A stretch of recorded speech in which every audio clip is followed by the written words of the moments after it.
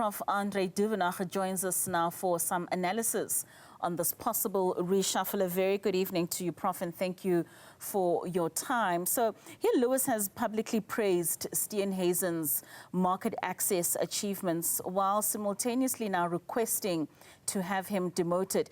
Is this a dignified exit or a political contradiction that voters will most likely see through? Good evening, Katlego, and the viewers. To be honest with you, I think the starting point will be that the president of the country has the prerogative to appoint ministers. But now we have a very specific situation of a coalition politics where we have a government of national unity. And at the same time, it is the prerogative of the political party to identify people for positions within the cabinet, positions allocated by the president.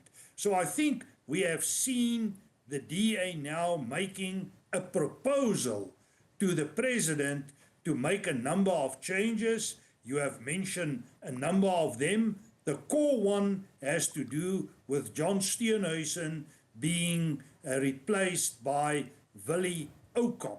Now, Willie Oukamp, I believe, is a person that's a lot closer to agriculture and the agricultural community, as well as organized agriculture in South Africa. And at the moment, I agree with Dion George that by taking John Steenhuisen out of the minister position, taking him to Deputy of Trade, Industry and Competition is a bit of a soft landing. But this has to do with internal compromises within the Democratic Alliance as a party. So we need to take the whole coalition government of national unity context into consideration. So if you say this is a soft landing for Steenhuisen, what do you think would have been the appropriate move in this regard? Well, my take on it is that he didn't perform well in his portfolio. We have listened over the weekend to his head of staff basically making very negative remarks with regard to the agricultural environment and organized agriculture. And my take on the situation is that as a minister, he didn't perform well. He's no more the leader of the party. But then again, he has an agreement with the leadership in the party. And as a result of that agreement, and my understanding is that Gordon Hill-Lewis, the new leader, did support Steenhuisen for the position of a deputy. But I think he is lucky to get that particular position. More likely, he could have ended up as a normal parliamentary person and not as a deputy minister. So you've touched on Willie Oukamp, the possibilities of him then moving to be Minister of Agriculture. And his immediate mandate would be to resolve the foot and mouth disease legal proceedings. But a Pretoria High Court has already ruled against the government on private vaccination. Is he inheriting an already lost war in court? Well, it's definitely not going to be an easy job for Willie Oukamp to get a functional department. At the moment, there's a huge need for getting functionality within the department to address not only the foot and mouth disease, but also a number of other agricultural issues. But it seems as if due to the leadership of John Steenhuisen and other people that there's a communication gap. Some even talk about the collapse of communication between organized agriculture and the minister. And I would say the first step would be to restore that relationship. Then to stop all court cases and create the relationship where a working environment is possible in order to address the main issues agriculture is confronted with. You're speaking about some of these relationships, and we know that the DAs or some of their core constituency includes a significant portion of commercial farmers. How much damage has the FMD bungle already created, and how much of it is done to that relationship? And can it be repaired before an election time, albeit that this is just a local government election? Well, I think what you just mentioned, is probably one of the most single important reasons for the decision to replace John Steenhuisen with Willie Oukamp.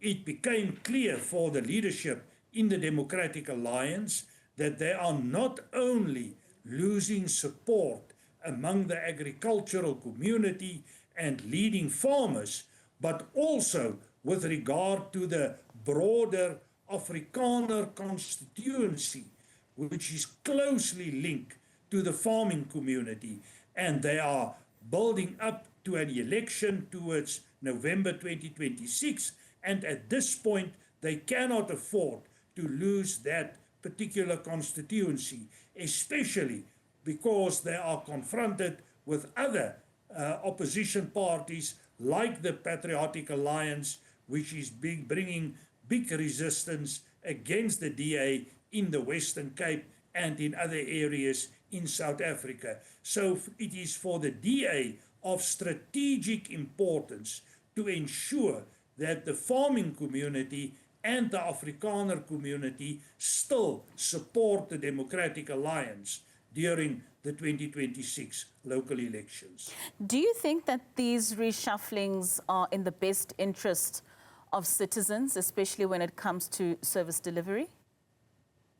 Well, if I look at the current appointments, the proposal who should be appointed, I believe the majority of them are better candidates, and if they are in a position to do their job in a proper way, it can make a difference.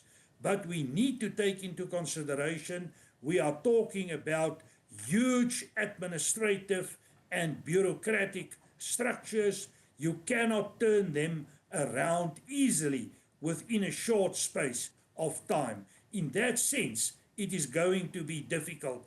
I cannot see them making huge differences in the next 6 months before the local elections. So lastly, Prof, I mean, you mentioned earlier that ultimately it is the prerogative of the president whether or not the reshuffle will take place. And we know that the GNU is a coalition of uncomfortable partners. Does President Ramaphosa emerge stronger or weaker from a situation where he now has to give the approval of a DA reshuffle?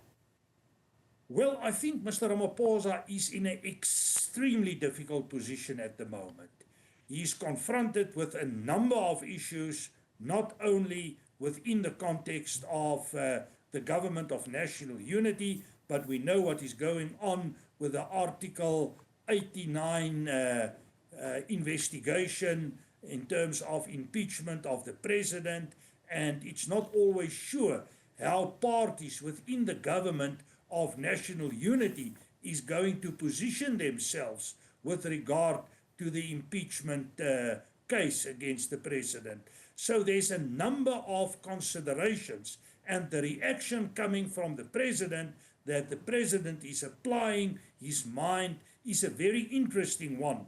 And it is telling me that the president is taking into consideration a huge number of factors because he needs to position himself strategically, not only with regard to the Democratic Alliance, but also with regard to many other processes that are playing out simultaneously at the moment, and also dynamics within his own party, where we have seen that in the Gauteng province, Panjasa Lesufi appointed a government of national unity that differs fundamentally from the one that is on the national level, government of provincial unity, where he accommodate the EFF in a very senior position. So there's also vested interests and perspectives within his own party, and therefore it's a difficult decision.